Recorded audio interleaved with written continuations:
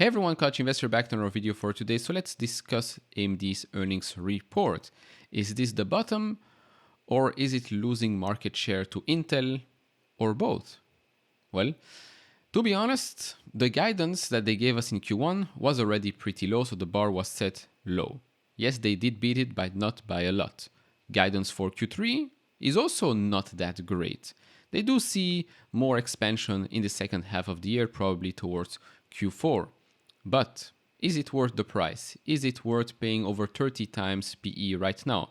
Of course, we know 2023 earnings per share are depressed. Going into 2024, things should accelerate at the bottom line. Now, they're still free cash flow positive, not by a lot, but it's still positive. Of course, it's down year over year, quarter over quarter. Now, I will go over the numbers in this report. I will not always compare year over year because we are in a different cycle right now. So compare quarter over quarter is a bit better in my opinion today. Now I do want to start with a couple of comments that were made during the earnings call. So they did of course talk about AI. So the AI cluster's engagement grew by more than 7 times sequentially as multiple customers initiated or expanded programs supporting future deployments of Instinct MI250 and the 300 hardware and software at scale. Now, currently, at the time of making this video, the stock is up around 2% or so. That might change drastically when the market opens because of the downgrade for the USA from AAA to AA+. Now, we also had a couple of upgrades, price target upgrades for AMD, despite the mixed result and despite the weak sentiment that it gave a couple of investors. Now, could that mean that this is a bottoming of the business when it comes to data center, when it comes to the client side? Probably, because they also told us that looking at the second half of the year, they expect the PC market to grow seasonally with more normalized inventory levels across the supply chain. We've heard that from Intel as well. But if we want to talk about Intel and compare it, quarter over quarter, Intel has done much better. For example, the client computing group for Q2 was $6.8 billion, data center and AI $4 billion. In Q1, client computing group $5.8 billion, so they grew $1 billion quarter over quarter, and data center and AI $3.7 billion, so they grew $300 million there, which you will see is a big difference from AMD. Of course, different scales, I know, but it just goes to show that maybe Intel is suddenly grabbing some market share from AMD, or who knows, maybe even for Nvidia, but I don't think so. Now, continuing here on the AI aspects, more specifically the generative AI spend, Lisa Su was asked what their projections were for the coming years. So she said the way we size the market is that perhaps growth at a rate of, let's call it 50% CAGR plus or minus over the next 3 or 4 years. So that would take us to $150 billion by the time we get to 2027. Now, of course, a lot can change in the next 3 to 4 years. They know it, we know it.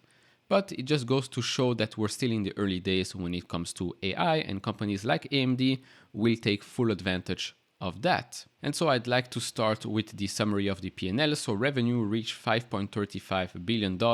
That's down 18% year over year, but quarter over quarter it is flat, and that's why I call this video maybe a bottoming out of AMD and a start of a new cycle. When you look at gross profit, $2.66 billion, also flat quarter over quarter. Gross margin, same story there, flat quarter over quarter.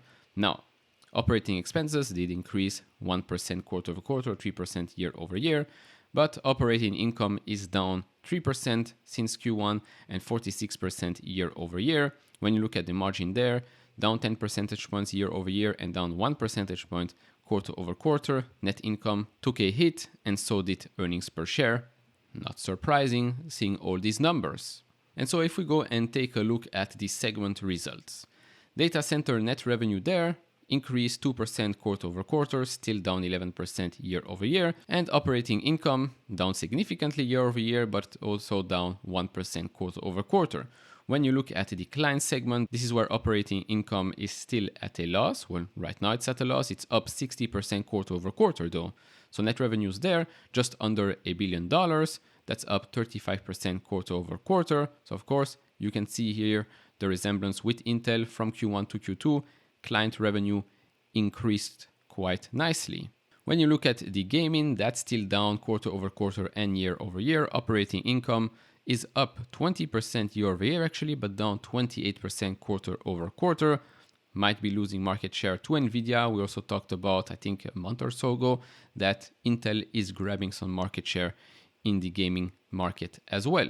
And then looking at the embedded one, so that's up 16 and 18% for net revenue and operating income on a year over year basis, but down 7 and 5% quarter over quarter. Now, as for the financial outlook, non-GAAP that is, so revenue is expected to be around $5.7 billion plus or minus 300 million, so an increase of just 2.5% year over year.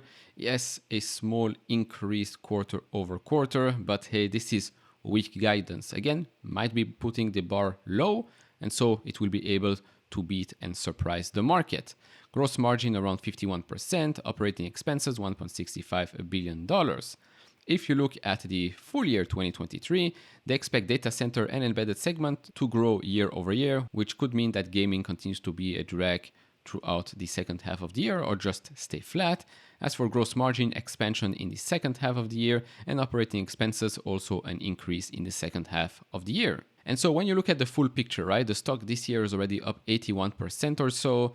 Of course, the whole company, the trend here has been pulled forward by Nvidia, by their race, by the AI trend. And yes, AMD is doing a bit better quarter over quarter, year over year, no, but quarter over quarter, we might say that, well, they're entering a new cycle right now. Of course, you are paying a big premium to buy a company like AMD today, especially if you look at the growth rates. This is not a growth company right now. Growth can reaccelerate in the second half of the year in 2024 as well. If you look at the analyst estimates, fiscal year 2024 year-over-year change for revenue is closer to 20%. When you look at EPS, they expect 52% growth there. Then in fiscal year 2025, 14% growth in sales and 26% growth in EPS. So yes, you'll see that we're entering a new cycle. But again, if you're not in AMD today, do you want to buy it at these prices, or are you waiting for it to become a bit cheaper? Especially now that we're seeing Intel being in a much better position than a year or two ago, you might start to think, which company would I like to go with today? I went with Intel, of course. I've been suffering for the last 2 years. That's fine. I took that bet knowingly that I'll have to wait a couple of years for their plan to work out. AMD has done a tremendous job since Lisa Su came in. Nvidia, we all know the success story there.